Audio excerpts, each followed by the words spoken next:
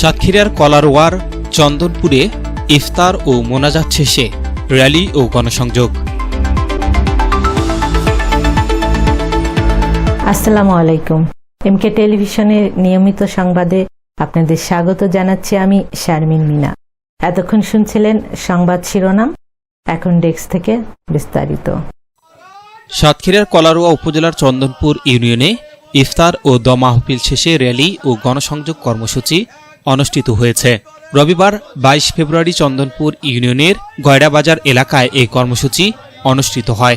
এ সময় উপস্থিত নেতাকর্মীরা সাতক্ষীরা 1 তালা কলারোয়া আসনের সাবেক সংসদ সদস্য হাবিবুল ইসলাম হাবিবের সহধর্মিণী শাহনাজ পারভিন বকুলকে সংরক্ষিত মহিলা আসনের সংসদ সদস্য হিসেবে দেখতে চাওয়ার দাবি জানান।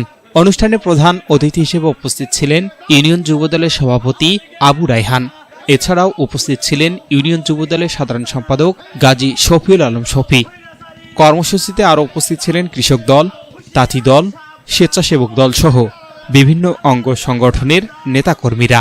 ইফতার ও মোনাজাত শেষে একটি বর্ণাঢ্য র্যালি বের করা হয়। র্যালিটি গয়ড়াবাজারের বিভিন্ন সড়ক প্রদক্ষিণ করে পুনরায় একই স্থানে এসে শেষ হয়।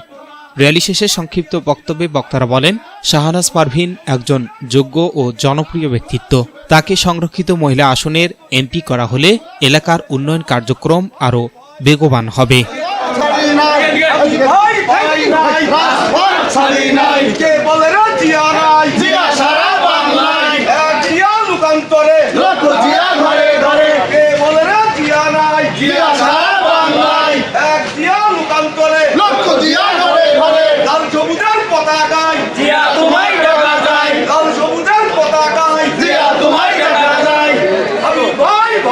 কিন্তু আমরা হাবিব ইসলাম হাবিব ভাইকে নির্বাচিত করতে পারলাম না, এটা আমাদের ব্যর্থতা।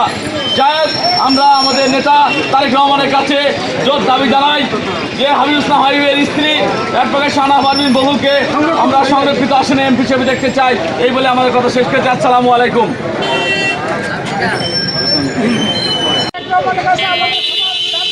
হাবিবুল ইসলাম হাবিব ভাই সরকার স্বীকার করার পরে আমাদের থানা কলারোয়া নিঃসন্দেহে জীবনযাপন করছে। তাই আমরা তার স্ত্রী ব্যারিস্টার বকুলকে আমরা মহিলা সংরক্ষিত আসনে বসানোর জন্য আমরা তারেক রহমানের কাছে আবেদন করছি।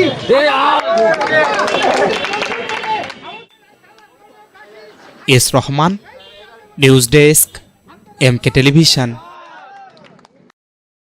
শেষ করছি এমকে টেলিভিশনের নিয়মিত সংবাদ। এতক্ষণ সাথে থাকার জন্য সবাইকে ধন্যবাদ।